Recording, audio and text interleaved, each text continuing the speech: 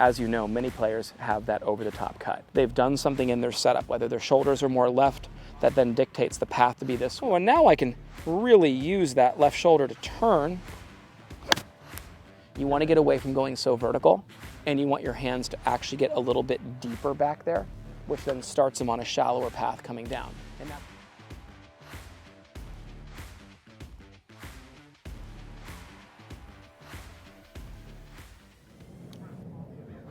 Well, you know what I love about watching the swing right now compared to even where it was this morning is kind of one of the most basic things to understand is we talked about it back there when I went through the whole talk about creating space. You definitely were not turning like that.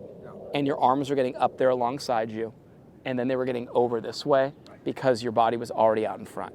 I watch you now, and I'm like, wait, I didn't even say anything to you. I know the guys did, but I'm looking at your golf club coming much more down on plane now, and a huge part of that is just completing your turn. Now, real quick, a draw would be the opposite of that kind of pulley cut shot, which would be somebody who comes over the top. The number one thing my coach used to always tell me when hitting a draw, number one, first and foremost, complete your body's turn.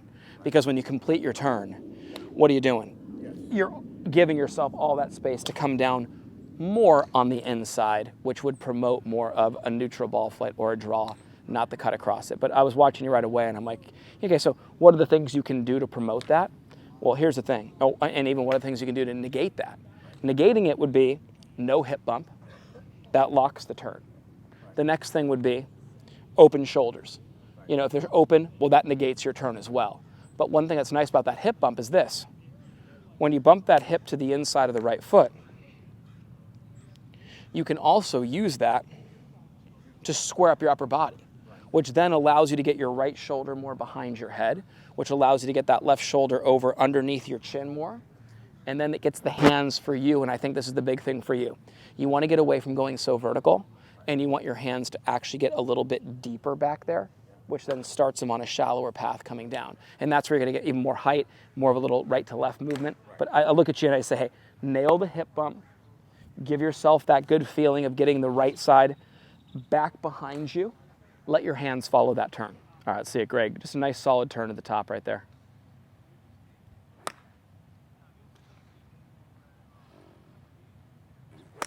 There it is. Look at the ball. Look at the shot shape, buddy. Isn't that great? Starts right out there on line, tips over a yard to the left. Beautiful. Yeah, no, to me it looked like this. What you really could have watched for was just make sure that your feet are, you're aiming over to the red flag. The feet are here. Don't let the upper body be a little left of that. Get more. Boom. The minute you're there, that right hip's now in a position where it can turn more, and that upper body can be released, like an unlocking key to opening up that upper body more and being able to make a bigger turn. Different shot shape though, isn't that nice? Just say, yeah. And that one, you hit it great and it came out a little flatter. It still had a good shape to it. That turn was just cut like a speck short of the previous one you made, which is why it didn't quite have the same jump up in the air the other one had, but still a very good swing. No, what's cool about this though is, Greg, honestly, like even this little couple minutes right here with you is helpful for a lot of players though, because as you know, many players have that over the top cut. And most of the time what happens is they've done something in their setup, whether their shoulders are more left, that then dictates the path to be this way, cuts their turn short and then puts them out there. But back to what I was always taught, the bigger and more deeper your turn, your hand path will actually get into a position where the club and the hands have more room and are on line to come back down with a more draw bias swing. And listen, I'm not saying that we have to hit draws. I'm just saying that it neutralizes the over the top cut.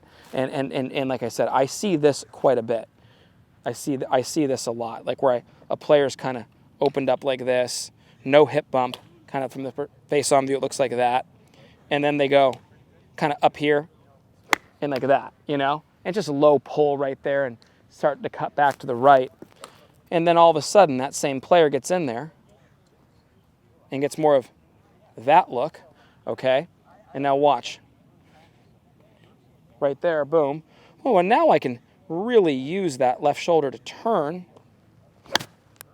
And there's that, little 1-2 yard draw naturally there. Yeah, it's perfect. Exactly what I want you to do. And it has to be done softly. Like it has to be like a relaxed right side. Beautiful right there, Greg. Awesome. Awesome. Here we are at the beautiful Fairmont Grand Del Mar and the Grand Golf Club, the home of Porzak Golf, where golf is not just considered a sport, it's a lifestyle. The Porzak Golf membership will take you on an immersive journey that blends performance, lifestyle, and the spirit of the game like never before. This membership is geared towards helping you play the best golf of your life and enjoy the greatest game ever played. For more information on what your membership includes, click the link below.